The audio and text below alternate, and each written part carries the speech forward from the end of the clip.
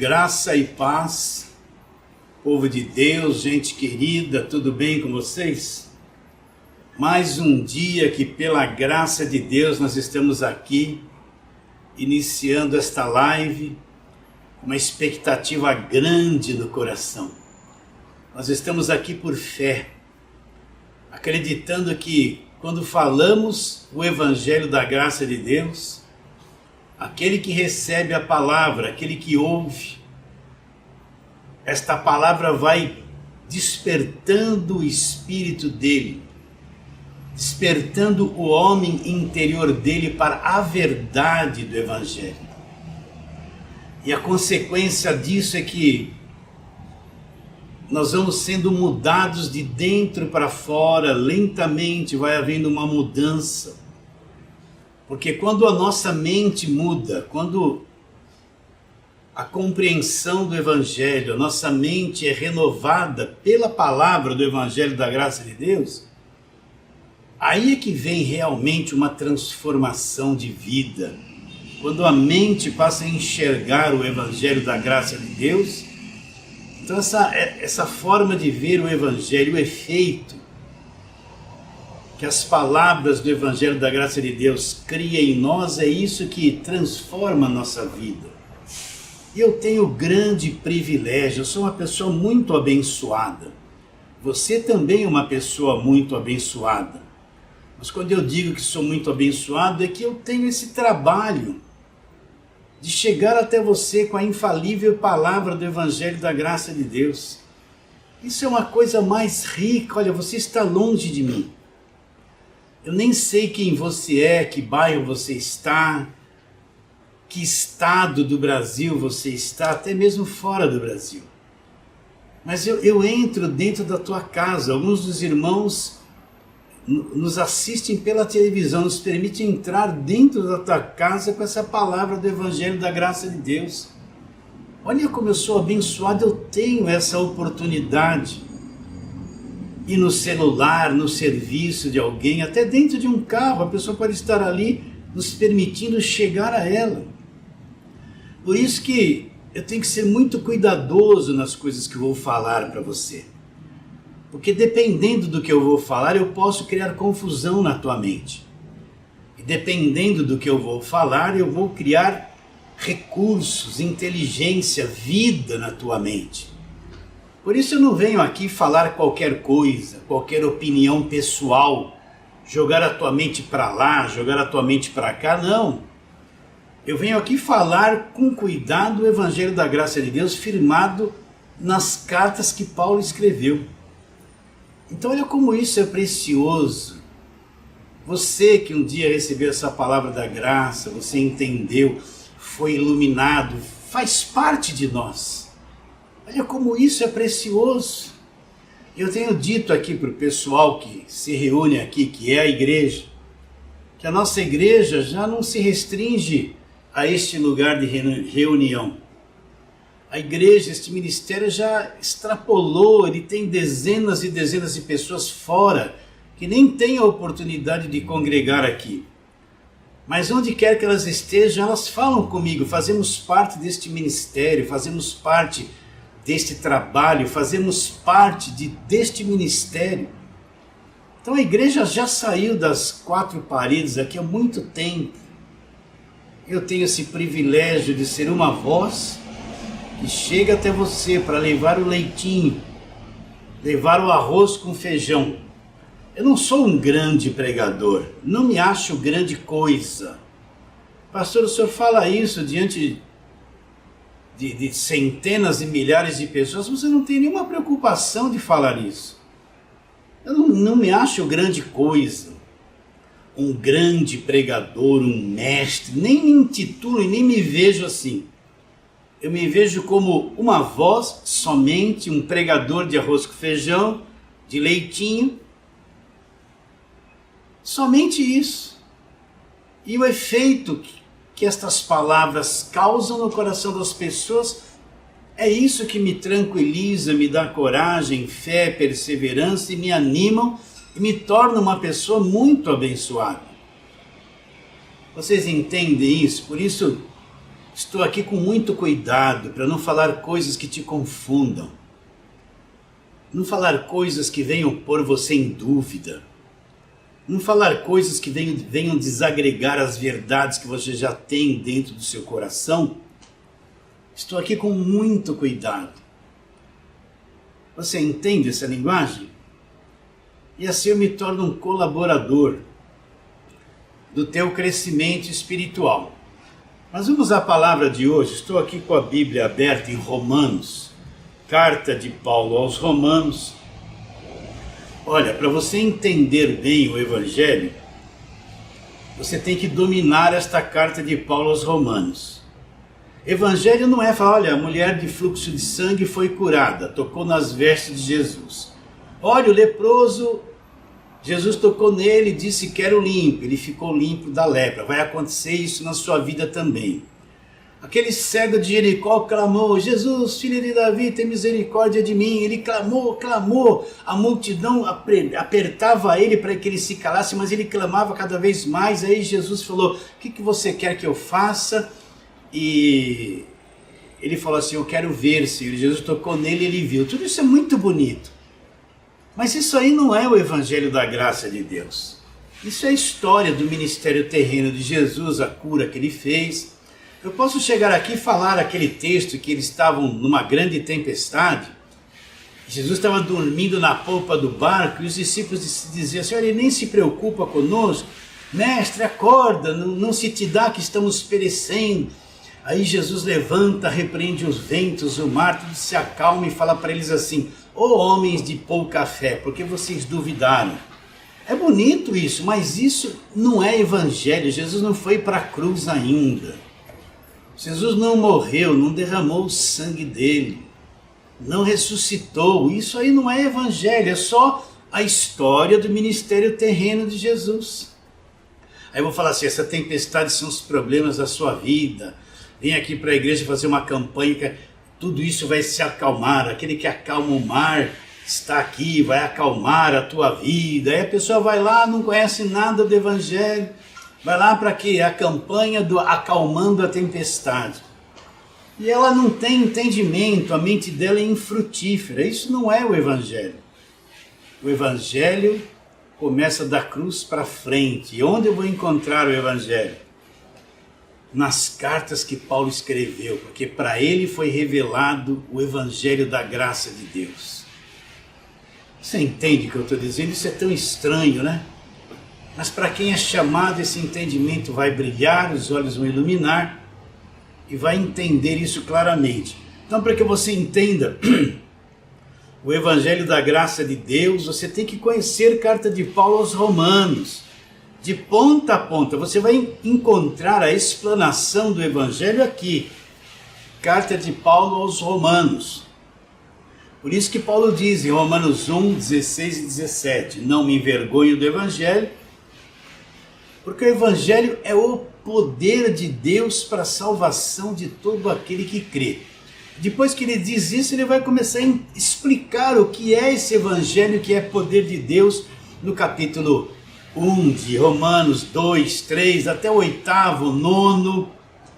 Ele vai explicar o que é esse Evangelho, que é o poder de Deus. Se você não conhecer carta de Paulo aos Romanos, ainda você vai ter deficiência no seu entendimento de entender aquilo que é o Evangelho.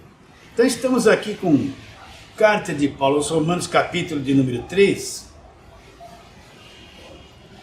e nós vamos ler do verso 9 até o verso 18. É um texto que já lemos aqui muitas vezes, mas vamos recapitular esse ensino que Paulo deixou. Romanos capítulo 3, verso 9, que se conclui, é uma pergunta. Temos nós qualquer vantagem, dizendo com relação aos judeus? Não, de forma nenhuma, pois já temos demonstrados que todos, tanto judeus como gregos, estão debaixo do pecado. Como está escrito, agora preste muita atenção no que Paulo vai falar. Não há um justo, nenhum sequer. Não há quem entenda, não há quem busque a Deus. todos se extraviaram e a uma se fizeram inúteis. Não há quem faça o bem, não há nenhum sequer. A garganta deles é sepulcro aberto, com a língua urdem engano. Veneno de víbora está nos seus lábios. A boca eles a têm cheia de maldição e amargura.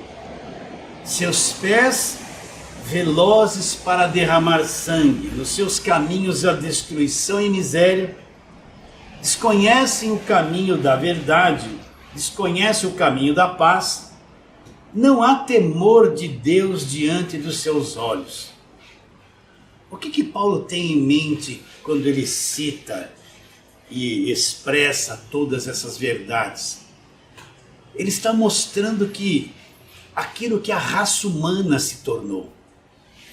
Ele está mostrando que todos ficaram encerrados debaixo do pecado. E todos foram destruídos. E não há no homem vontade de buscar a Deus, entendimento para buscar a Deus. Não há vontade no homem de querer agradar a Deus. Todos se extraviaram e juntos se tornaram inúteis. Ele diz, nos seus caminhos há destruição e miséria. Então Paulo está mostrando o que a raça humana se tornou depois de Gênesis 3. Se tornou uma raça de homens estragados, pervertidos, que não buscam a Deus, que não têm entendimento, que estão corrompidos, destruídos, depravados, e são inimigos e contrários a Deus. Você já entendeu isso aí no teu coração, no teu espírito, que todo ser humano é estragado? Todo ser humano nasce corrompido, pervertido, que dentro do coração do homem não há quem entenda. Olha o que Paulo diz. Não há quem entenda, não há quem busque a Deus. Paulo está dizendo que no homem natural não existe nenhuma vontade de buscar a Deus. E não há quem entenda, eles estão tão obscurecidos no entendimento que eles não conseguem conhecer a Deus. E Paulo diz que todos se extraviaram, todos, não tem um sequer que não se extraviou. E juntos eles se tornaram o que para Deus? Se tornaram inúteis. Inúteis. Você poderia perguntar, pastor, quer dizer que todo ser humano é inútil com relação a Deus? Estão extraviados, Eles não têm disposição de buscar a Deus, não. Essa natureza humana caída não tem disposição de buscar a Deus. Nos seus caminhos a destruição e miséria, exatamente isso. Nos seus caminhos a destruição e miséria. Então, enquanto eu não entender essa situação da raça humana, essa condição da raça humana, eu tenho dificuldade de entender que o homem não é salvo por obras, ele é salvo pela graça de Deus. Eu tenho dificuldade de entender que para o homem é incapaz de salvar-se a si mesmo. Ele não tem condições de produzir nada que lhe dê condições de salvação. Então vamos trabalhar um pouquinho na palavra de Deus. Eu vou repetir muitas coisas que eu falo sempre aqui. Vamos lá para Gênesis capítulo de número 3. Vamos discorrendo até chegar nesse ponto onde Paulo está explicando aqui em Romanos capítulo 3. Então aqui no Gênesis capítulo 3 é a queda do homem. Mas vamos ler Gênesis 2, 16 e 17, que foi o mandamento, o único mandamento que Deus deu para o homem. 16. E o Senhor Deus lhe deu esta ordem: de toda árvore do jardim comerás livremente, mas da árvore do conhecimento do bem e do mal não comerás, porque no dia em que dela comerdes, certamente morrerás. Olha, certamente morrerás. Então Deus havia criado todo o nosso planeta, os animais, os peixes, os céus, as estrelas, a lua, o sol. Depois formou o homem do pó da terra, lhe soprou nas narinas o fôlego da vida. O homem foi criado à imagem e semelhança de Deus e o homem passou a ser alma vivente. E Deus deu todo o planeta na mão do homem para o homem administrar e sujeitar toda a criação debaixo da sua autoridade. E só deu um mandamento para o homem. Deus pôs lá no jardim a árvore do conhecimento do bem e do mal. E Deus disse, olha, não coma desta árvore, você pode se alimentar de todos os frutos. Tinha muita abundância de alimento. Mas desta árvore aí do conhecimento do bem e do mal, você não pode comer, eu só estou te dando este mandamento. Porque se você comer, certamente você vai morrer. Então, o homem até então tinha o livre-arbítrio de comer o que queria, menos de comer da árvore do conhecimento do bem e do mal. E qual foi a escolha que eles fizeram? Eles foram lá, você vai ler aqui que a serpente mais sagaz que todos os animais selváticos que Deus havia criado, chegou num diálogo com a mulher e induziu ela a comer o fruto. Verso 6. Vendo a mulher que a árvore era boa para se comer, agradável aos olhos, desejável para dar entendimento, tomou-lhe do fruto, comeu e deu ao seu marido, e ele comeu, e abriram-se então os olhos de ambos. E percebendo que estavam nus, coseram folhas de figueiras e fizeram cintas para si. Até aí. Você vê que a mulher caiu na conversa da serpente. Se você for lá em Coríntios, Paulo fala assim como a mulher foi enganada pela serpente com a sua astúcia. Então Paulo deixa claro que a mulher foi enganada com a astúcia da serpente. Não é isso que vamos falar agora. Mas eles comeram do fruto e uma coisa aconteceu com eles. Deus havia dito que eles morreriam e eles morreram. Nem sempre a morte na Bíblia é fim de existência. Então eles comeram do fruto e eles morreram. Mas continuaram vivos. O que aconteceu com eles? O que morreu neles foi o espírito, o homem, aquela imagem e semelhança de Deus. O homem, quando comeu do fruto, ele passou por uma mudança de destruição muito grande. Aquele corpo antes do pecado, aquela mente antes do pecado, aquela alma antes do pecado, foram destruídas, entraram num processo de morte. Então o homem por dentro, ele morreu, ele foi afetado, espírito, alma e corpo. O corpo do homem foi mudado. Paulo fala isso lá em Romanos, que o corpo do homem passou a ser um corpo sujeito à morte, um corpo do pecado. O mundo emocional do homem, o mundo mental do homem foi totalmente destruído. E aquele sopro de Deus, aquela imagem e semelhança de Deus que Deus transferiu para dentro deles, morreu. Então ali o homem perdeu a imagem e semelhança de Deus. Esse casal aqui foram destruídos, uma natureza de trevas invadiu a vida deles. Uma escuridão enorme começou a viver lá dentro no espírito deles.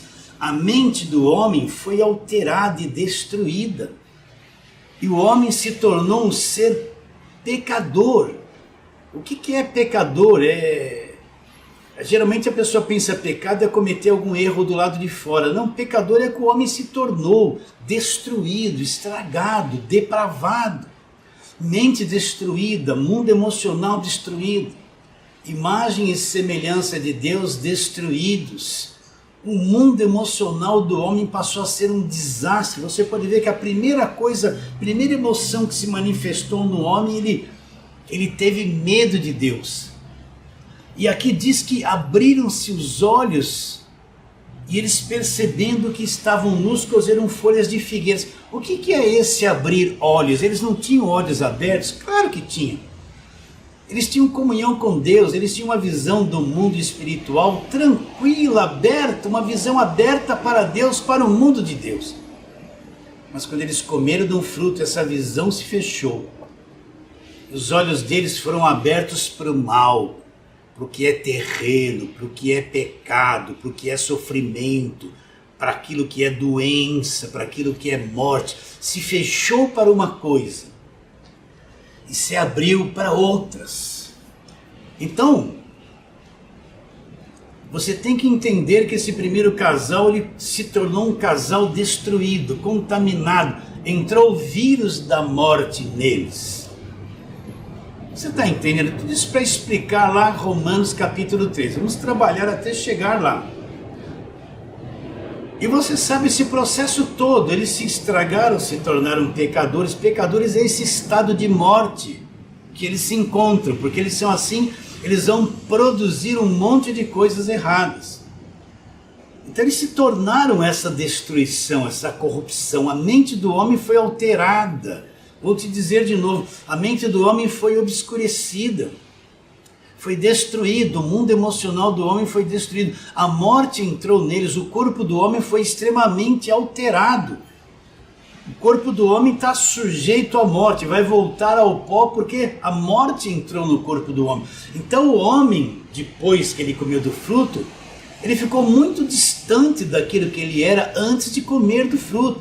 Aquele capítulo 1 e 2 de Gênesis, que o homem vivia sem pecado, depois que ele comeu do fruto, aquilo se distanciou anos-luz. Então toda a raça humana, esse casal ficou estragado. Eles geraram filhos e filhas, e esses filhos e filhas foi transmitido a eles esse estrago. Por isso que todo homem que nasce, ele nasce morto, ele não nasce vivo espiritualmente. Ele nasce morto, destruído espiritualmente. Então os primeiros, eles geraram, recapitulando, eles geraram filhos e filhas, e esse estado de pecado que eles passaram a viver, eles transmitiram para os filhos e filhas, que contaminaram toda a raça humana veio desse casal. E eles estragaram a raça humana inteirinha. Olha, você sabe que os dois primeiros filhos que eles tiveram foi Caim e Abel. Vamos para o capítulo 4 aqui de Gênesis, para você ver como esses dois já nasceram. Né? Você vai ver no começo do capítulo 4, coabitou o homem com a sua mulher e conseguiu Caim como filho, e depois veio Abel. E eles cresceram e fizeram ofertas ao Senhor. Verso 3, aconteceu que no fim dos tempos trouxe Caim o fruto da terra, a oferta ao Senhor. Abel, por sua vez, trouxe das primícias do seu rebanho e da gordura deste. Agradou-se o Senhor de Abel e da sua oferta, ao passo que Caim da sua oferta não se agradou. Irou-se sobremaneira Caim, descaiu o semblante. Então disse o Senhor, por que andas irado, por que descaiu o teu semblante? Se procederes bem, não é certo que serás aceito? Se todavia procederes mal, eis que o pecado jaz à porta, o seu desejo será contra ti, mas a ti cumpre dominá-lo. Disse Caim a Abel, seu irmão, vamos ao campo. Estando eles no campo, sucedeu que se levantou Caim contra Abel, seu irmão, e o matou. Olha já o primeiro filho que eles tiveram, como nasceu. O primeiro filho é Caim. Já nasceu estragado, já nasceu com potencial para matar o seu irmão. Adão e Eva transferiram a eles a morte que estavam neles. E Caim já nasceu violento, já nasceu contaminado, já nasceu, estou falando em palavras bem simples, já nasceu um fruto de uma destruição do pecado. Aí os dois foram fazer ofertas a Deus. Caim era lavrador, trouxe do fruto da terra, e Abel criava os animais, trouxe do fruto da sua cria. Deus recebeu a oferta de Abel, não vou entrar em detalhes nisso, e rejeitou a oferta de Caim. O que aconteceu com Caim? Olha como ele já... Esse foi o primeiro filho, olha como ele já trazia a semente maligna nele. Olha como ele já nasceu destruído, defeituoso, com uma mente tenebrosa, um estado emocional tenebroso. Ele ficou irado, e o que ele fez? Ele elaborou um plano, vou matar meu irmão. Deus aceitou a oferta dele, não aceitou a minha, ficou irado e em seguida, olha o primeiro filho como já nasceu estragado, defeituoso, maligno.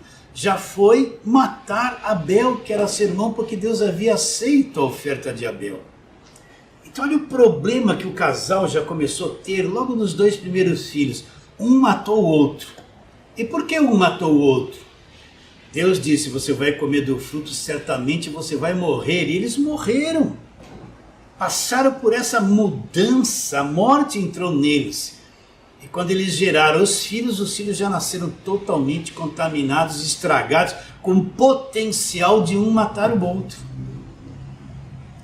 Você está entendendo esse leitinho, esse arroz com feijão? Vamos para frente. Aí no capítulo 6, olha, aqui é o começo da raça humana. No capítulo 6 a terra já estava cheia de violência. O ser humano se multiplicou, não é?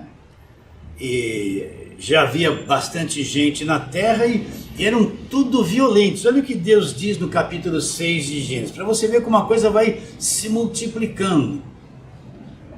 Vou ler aqui alguns versos. Então disse o Senhor, Gênesis 6, 3.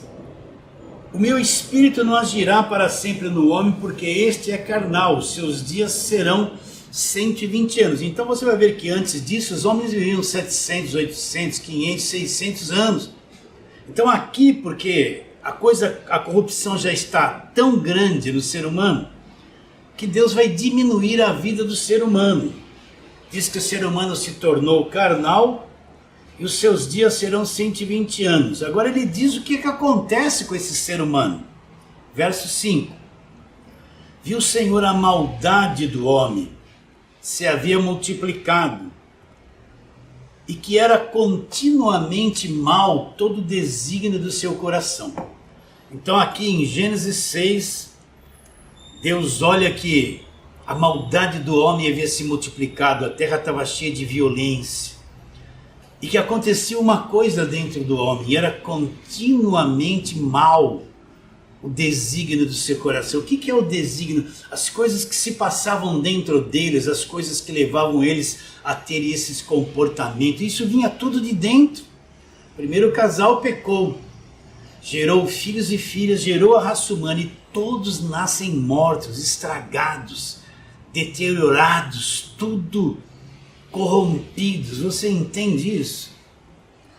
Então aqui Deus fala que o desígnio do coração, aquilo que vem de dentro do homem, é uma coisa continuamente má, continuamente maligna.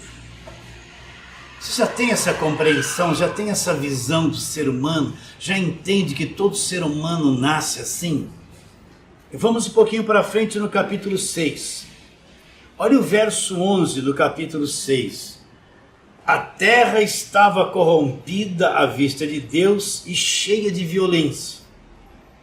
Viu Deus a terra que estava corrompida, porque todo ser vivente havia corrompido seu caminho.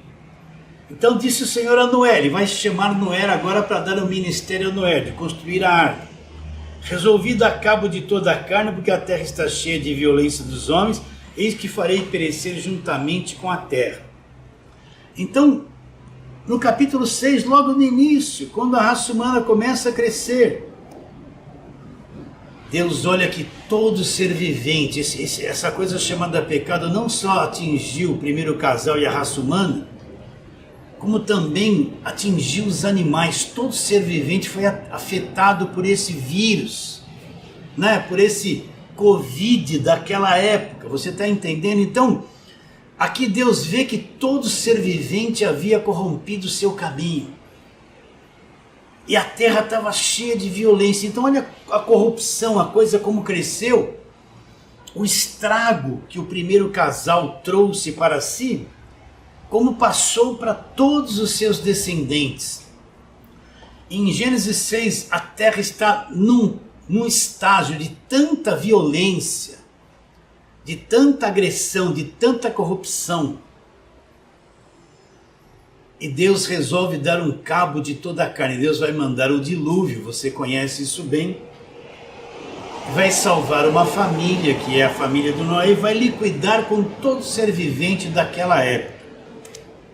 Vocês estão vendo? O primeiro casal se estragou, morreu, se corrompeu, gerou filhos e filhas, corrompidos como eles. O primeiro filho já matou o segundo. Depois eles foram se multiplicando. Em Gênesis 6, a quantidade de homens já havia crescido na terra e a terra estava cheia de violência, todos corrompidos, todos estragados, todos afetados, e Deus vai pôr um fim em todos eles, vai preservar uma família, que é a família de Noé. Agora vamos lá para Jeremias 17, mais lá para frente. Jeremias 17. Nós vamos encontrar Jeremias falando uma coisa interessante, que convém nos atentar para isso. Então, Jeremias 17, Jeremias está vendo que o pecado está reinando em toda a nação, que está todo mundo corrompido, estragado. O povo não obedece a Deus, o povo é contra Deus, está fazendo tudo errado, não consegue compreender, ou melhor, obedecer à vontade de Deus. E nesse capítulo 17 ele está dizendo que esse estado que o homem se encontra é um estado de destruição, né? E até que ele chega no verso 9 do capítulo 17 de Jeremias, ele fala assim, ele mostra o estado interior do homem, a violência, o que acontece dentro do homem. Ele diz: enganoso é o coração, mais do que todas as coisas, e desesperadamente corrupto, quem o conhecerá? Então esse capítulo 17, o povo está fazendo tudo errado, não obedece a Deus, não obedece à lei de Moisés, está fazendo tudo errado. E aí Jeremias percebe isso e ele fala assim, por que eles estão fazendo tudo isso errado? Porque é aquilo que eles são, aquilo que está dentro do coração deles, é aquilo que o pecado trouxe, a destruição para dentro de cada um deles. Por isso que eles estão fazendo tudo errado e não obedecem a Deus. E aí Isaías diz, enganoso, esse estado interior do homem é enganoso. Enganoso é o coração, mais do que todas as coisas. E olha como ele mostra o estado do homem. E desesperadamente corrupto. Nossa, pastor, isso é agressivo. Quer dizer que as pessoas, elas nascem assim. Esse coração que fala é esse estado interior da alma do homem, das emoções, dos pensamentos do homem. É exatamente isso.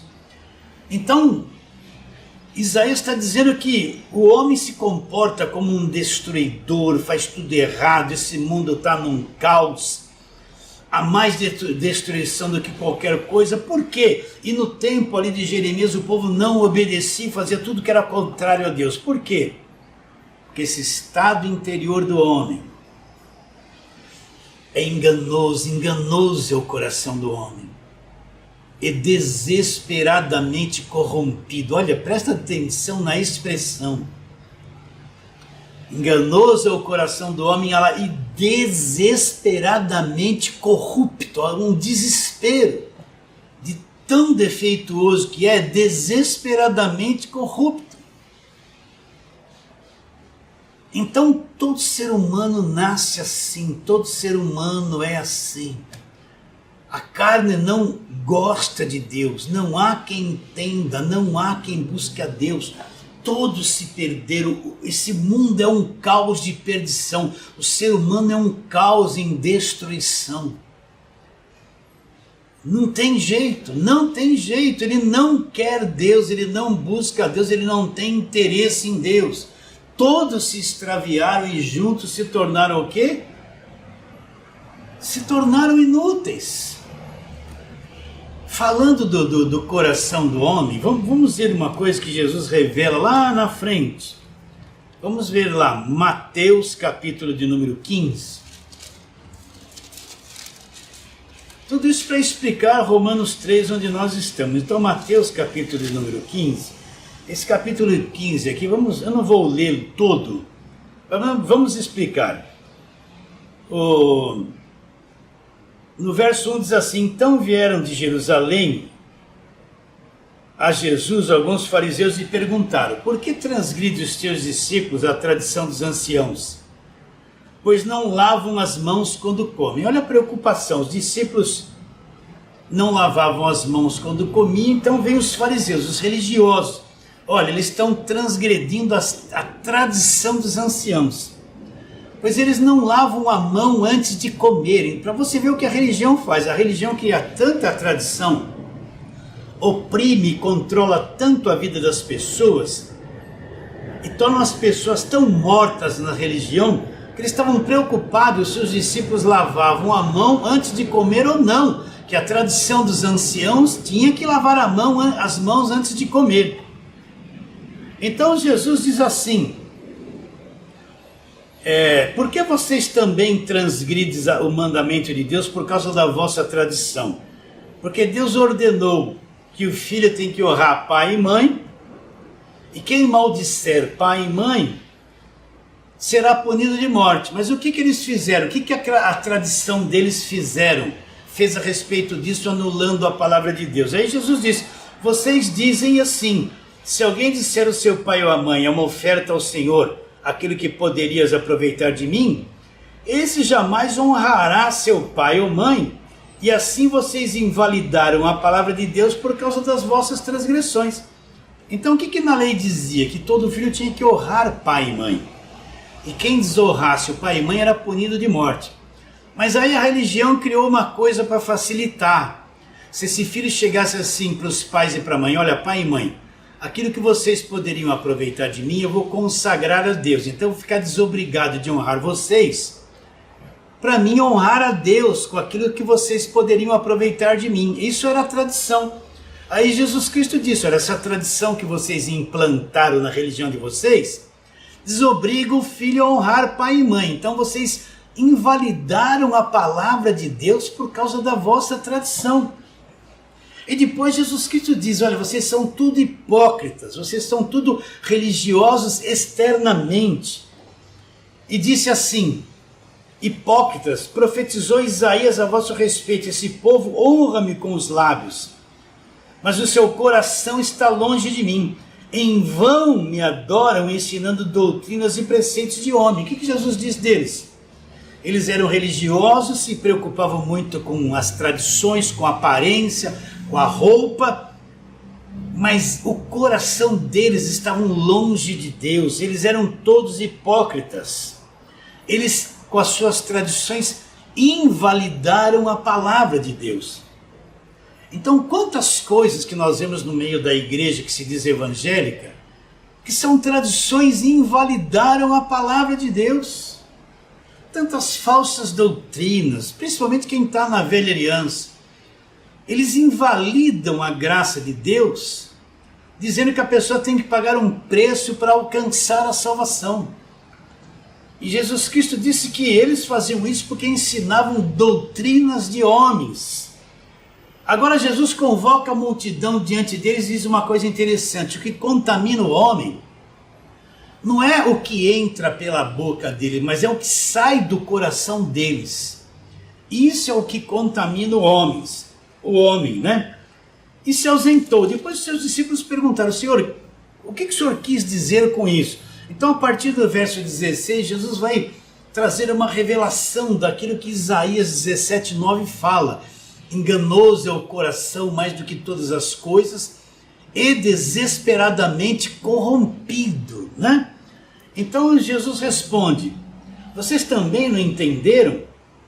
Não compreende que tudo que entra pela boca desce para o ventre e é lançado em lugar escuro? Mas o que sai da boca vem do coração. Isso é o que contamina o homem. O que Jesus havia dito antes? Que o que contaminava o homem não era uma questão de comer com as mãos sem lavar. O que contaminava o homem era aquilo que o homem já tinha dentro dele e vinha de dentro para fora. Aí ele diz: mas o que sai da boca vem do coração. Isso que contamina o homem. Agora ele vai mostrar o estado interior do ser humano, que não ama a Deus, que não entende, que não busca a Deus. Porque do coração do homem procede os maus desígnios, os homicídios, os adultérios, a prostituição, os furtos, os falsos testemunhos, as mentiras, as blasfêmias. São estas coisas que contaminam o homem, e não o comer sem lavar as mãos. Então, a tradição dos anciãos se preocupava com aquela religião externa. Mas Jesus Cristo diz que o que contaminava o homem não é que vinha de fora para dentro. É o que saía do coração dos homens, de dentro para fora. Você está entendendo que todo ser humano é corrompido, é pervertido, não há quem entenda, não há quem busque a Deus.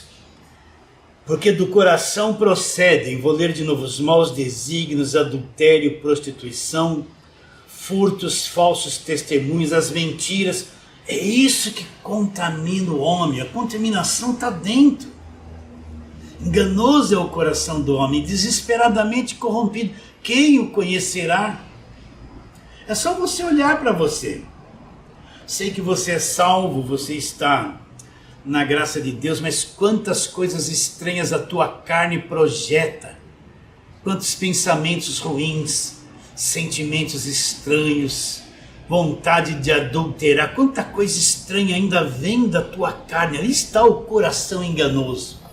Isso é o que contamina o homem, não o que vem de fora. Vamos ali para Marcos capítulo 7. Ali a lista daquele que contamina o homem é maior. Tem outras coisas a mais, eu quero lê-las com você. É o mesmo comentário nesse capítulo 7 que nós já comentamos. Aí Jesus diz no verso 29, aliás, verso 20. O que sai do homem, isso que é o que contamina. Porque de dentro do coração dos homens é que procede lá os maus desígnios, a prostituição, os furtos, os homicídios, os adultérios, a avareza. O que é avareza? É o amor ao dinheiro, não é? Pastor, existe gente na graça cheia de avareza? Nossa, se existe. Quando eles estavam lá no sistema, eles davam todo o dinheiro deles para as pessoas, os dízimos, ofertas, faziam votos. Depois que eles descobriram que não precisam fazer isso, estão debaixo da graça de Deus, eles se fecham tanto, eles se tornam crentes na graça, mas avarentos. Eles não querem colaborar com nada, não querem dividir nada. Infelizmente, no meio da graça de Deus, tem gente que se tornou tão avarento, ele foi tão explorado lá no sistema, que ele veio para a graça, e ele não abre mais mão de nada, não tem um coração generoso para contribuir. Se tornou mesquinho, olha aqui, ó, a avareza. Vamos ler de novo. Não leve a mal que eu falei isso não, mas isso é verdade, viu meu irmão?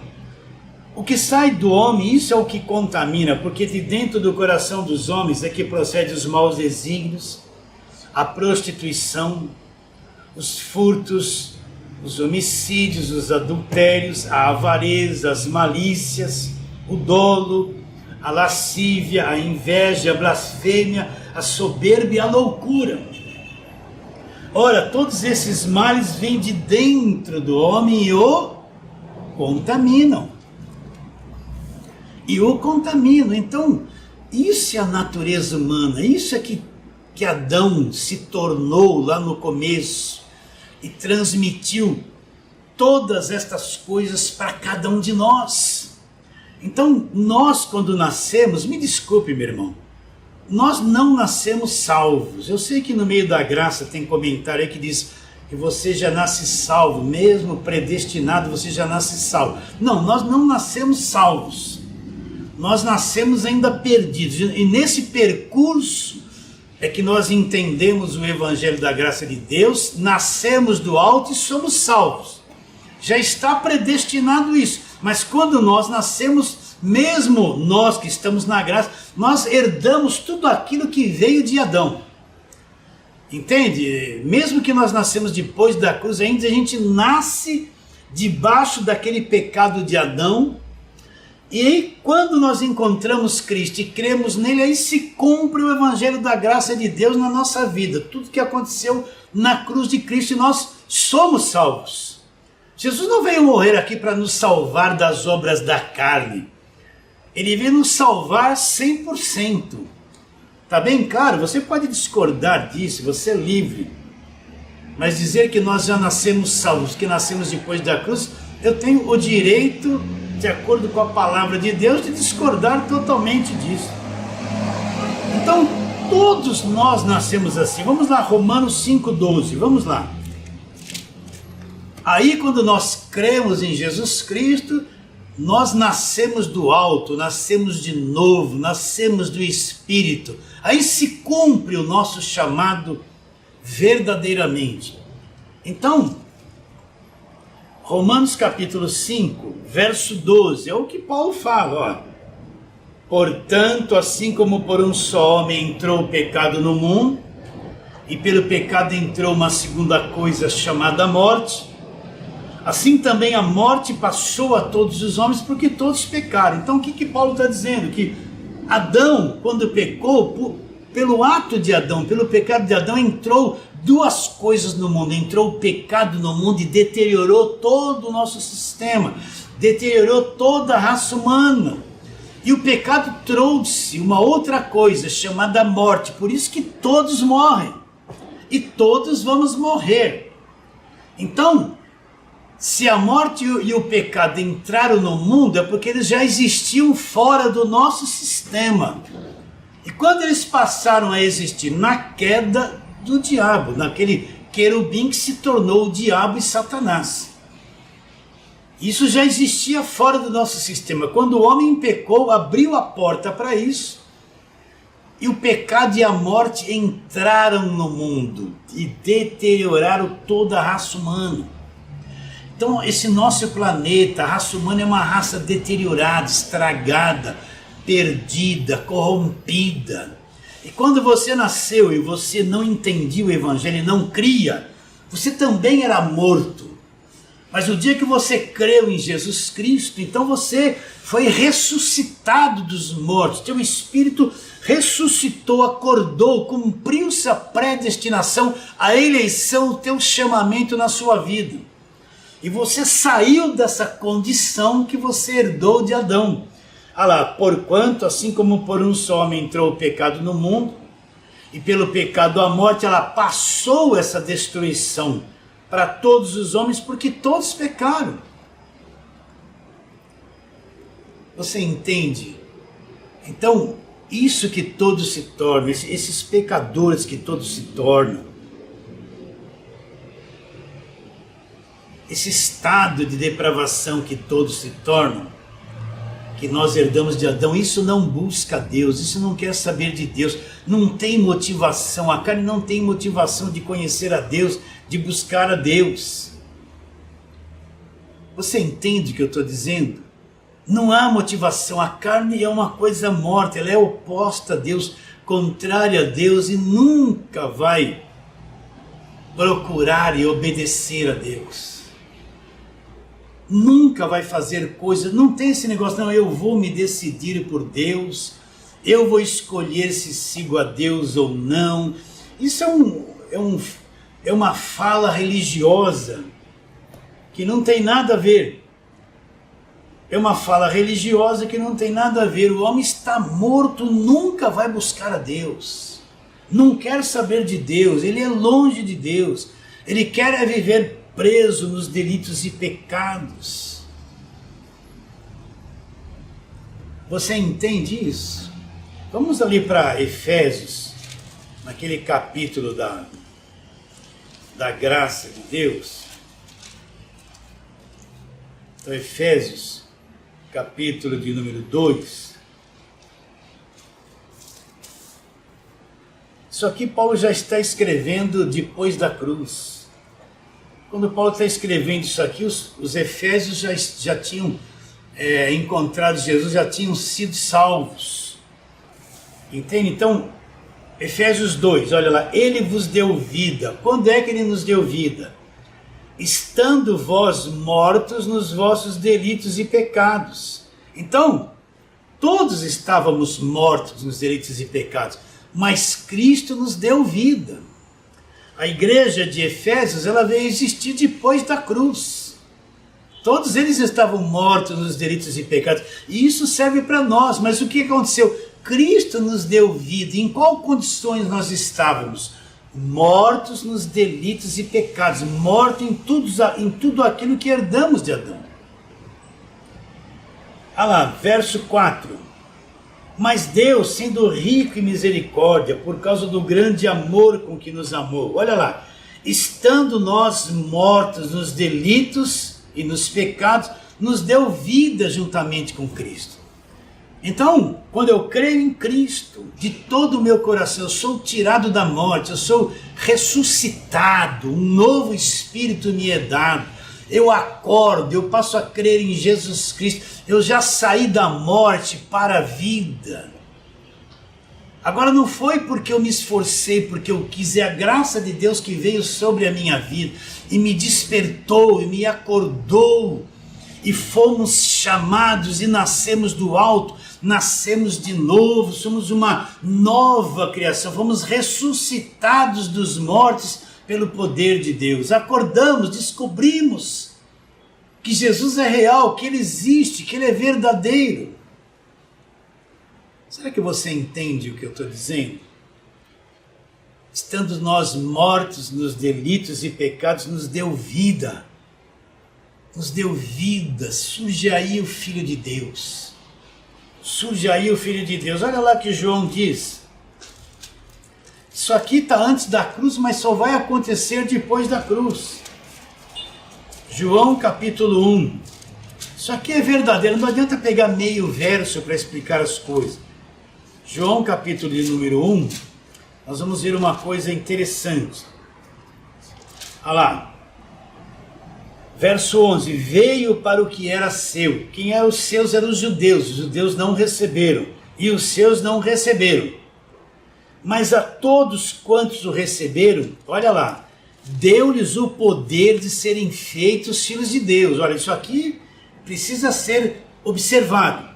Mas a todos quantos o receberam, deu-lhes o poder de serem feitos os filhos de Deus, a saber, aqueles que creem no seu nome, os quais não nasceram do sangue, não nasceram da vontade da carne, nem da vontade do homem, mas nasceram de Deus. Esses são os nascidos de Deus. Então, quando a pessoa crê em Jesus Cristo, recebe Jesus Cristo como único e suficiente Salvador, deu-lhes o poder de serem feitos filhos de Deus. É sinal que eles não tinham o poder de serem feitos filhos de Deus. Quando a pessoa crê em Jesus Cristo de todo o coração e o recebe como único e suficiente Salvador, não é através de apelo, é quando a palavra da verdade chega, a pessoa crê, essa fé que brotou dentro dela é um dom de Deus, a pessoa entendeu, acordou, acreditou. Deu-lhes o poder de serem feitos filhos de Deus. Olha lá, os quais não nasceram do sangue nem da vontade da carne, foi o primeiro nosso primeiro nascimento. Mas esses são aqueles que são nascidos de Deus. Então, quando a pessoa crê em Jesus Cristo, pela graça de Deus, ela nasce de Deus. Ela não nasceu da carne nem do sangue, é um nascimento espiritual. Um novo espírito é dado, posto dentro dela. São pessoas nascidas de Deus. Você já nasceu de Deus, você entende a graça de Deus? Então você é um nascido de Deus. Você é um nascido de Deus. Você está entendendo o que nós estamos querendo dizer? E com relação à salvação? Eu quero que você fique bem claro e veja sobre essa nossa natureza humana e entenda que a natureza humana não quer Deus, ela não busca Deus. Vamos voltar lá onde nós começamos. Romanos capítulo 3,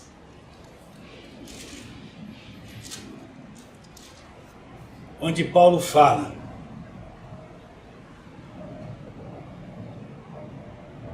não há um justo sequer, não há quem entenda, não há quem busque a Deus. O que Paulo está dizendo? Paulo já encontrou Jesus, já conhece o Evangelho. Então ele está mostrando o estado do ser humano. Não há quem entenda. Não há quem busque a Deus. Não há um justo sequer. Todos se perderam, todos extraviaram e juntos se tornaram inúteis. Pastor, o que o senhor quer concluir com isso? É que não há quem entenda. Todos se tornaram inúteis. Se não é uma ação de Deus na mente da pessoa. se não é uma ação de Deus no coração da pessoa, no espírito da pessoa, na vida da pessoa, ela nunca vai entender o Evangelho da graça de Deus. Ela nunca vai buscar a Deus, ela está extraviada, ela é inútil. Não está no poder do homem se decidir se quer Deus ou não, se aceita Jesus ou não, se quer receber Jesus ou não. Não está no poder do homem, é Deus que faz brotar isso no coração do homem.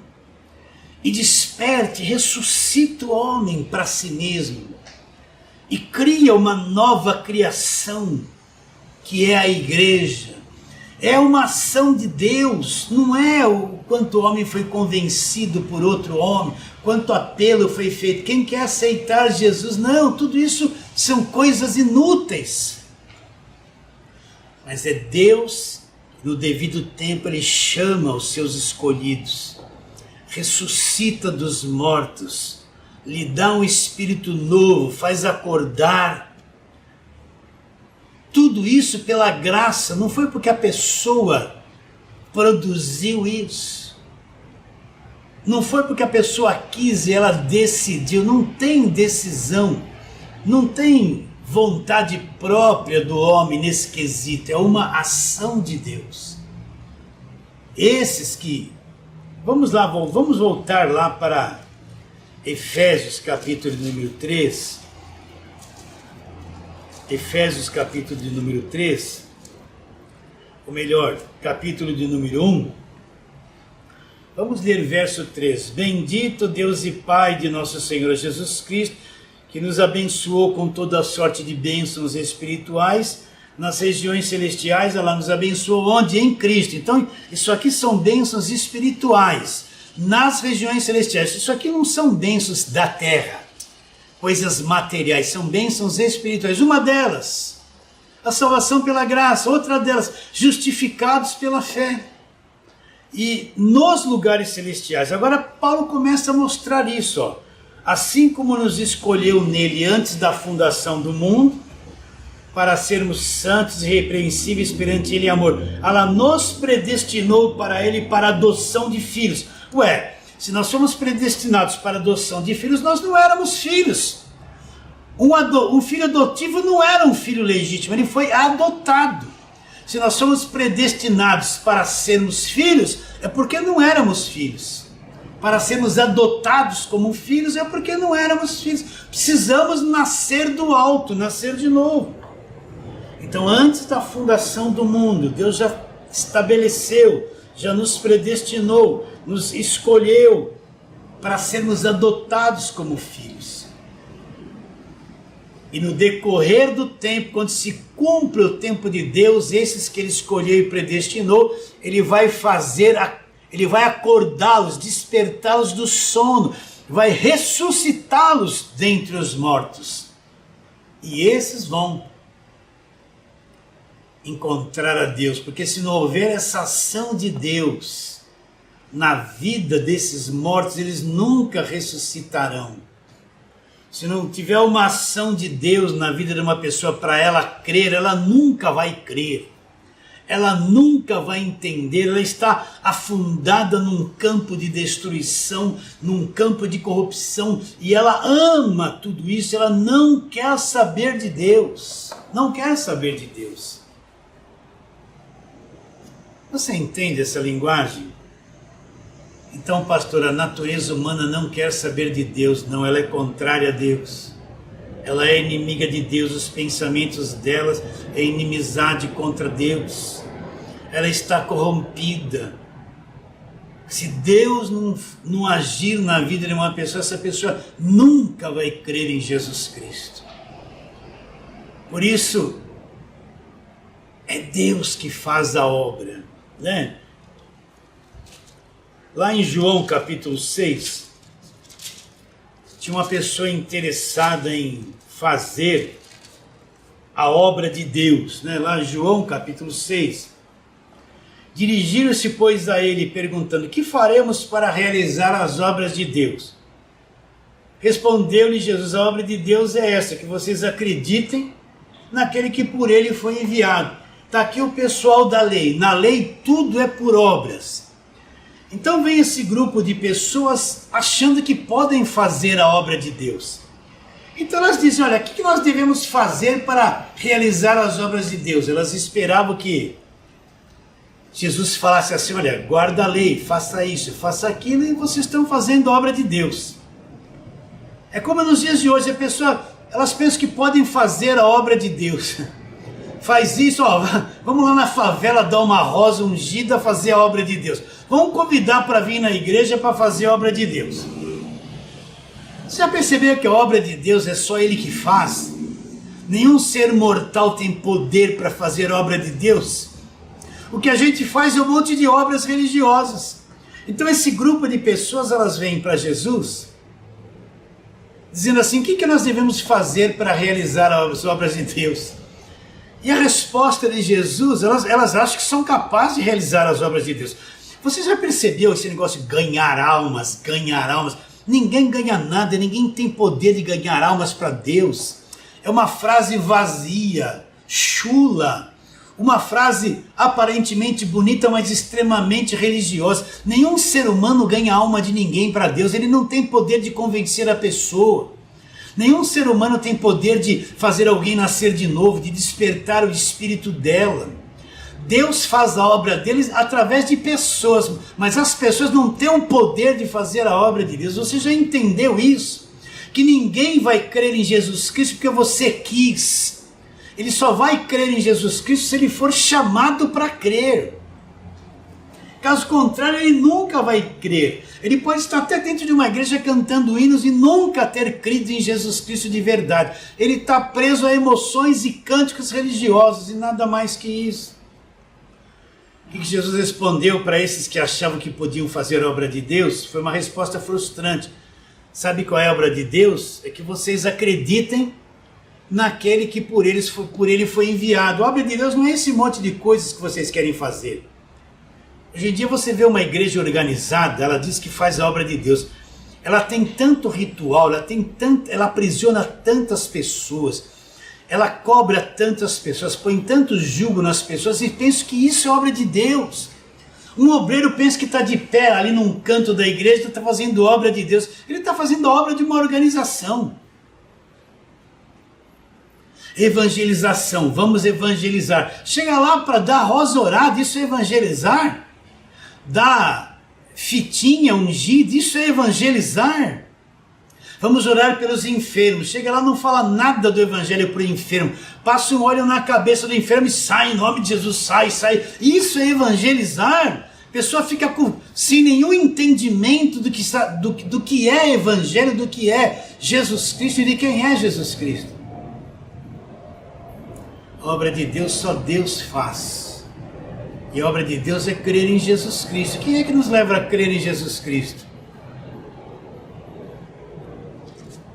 Vamos ler alguma coisa aqui? Nesse mesmo capítulo, Jesus está explicando isso que eu estou te explicando. No verso 44, João 6,44. Ninguém pode vir a mim se o Pai que me enviou não o trouxer, e eu ressuscitarei no último dia. Então ninguém pode vir e crer em Jesus Cristo se por Deus não lhe for concedido. Olha lá, vamos nesse mesmo capítulo, no verso 65. E prosseguiu, por causa disto é que vos tenho dito, ninguém pode vir a mim se pelo Pai não lhe for concedido. Então ninguém pode vir a Jesus Cristo se por Deus não for concedido, se não for um chamado, um predestinado, um escolhido antes da fundação do mundo. Então a carne não crê em Jesus Cristo. Não há um justo sequer, não há quem entenda, não há quem busque a Deus. Todos se extraviaram e a uma se fizerem nulos. Se não for um chamado de Deus, ninguém vai crer em Jesus Cristo como tem que se crer. Vou ler o verso 65 depois. Por causa disso que vos tenho dito, ninguém poderá vir a mim se pelo Pai não lhe for concedido. Então, esse estado de queda, de destruição da raça humana, não busca Deus, não entende a Deus, está extraviado e é uma coisa inútil. Se Deus não fizer a obra no coração do homem, não conceder que ele venha a crer, ele jamais acreditará. Por isso, lança a palavra, o resultado é com Deus. Você recebe a palavra de hoje, meu querido irmão, minha querida irmã. Foi uma alegria estar com vocês até este momento. Vos amo muito e tenho um grande interesse na sua vida. E sabe qual é esse interesse? Que você entenda cada vez mais o Evangelho da Graça de Deus. Vamos ficando por aqui. Eu me despeço de todos vocês declarando isso. A tua vida vale mais que o mundo inteiro.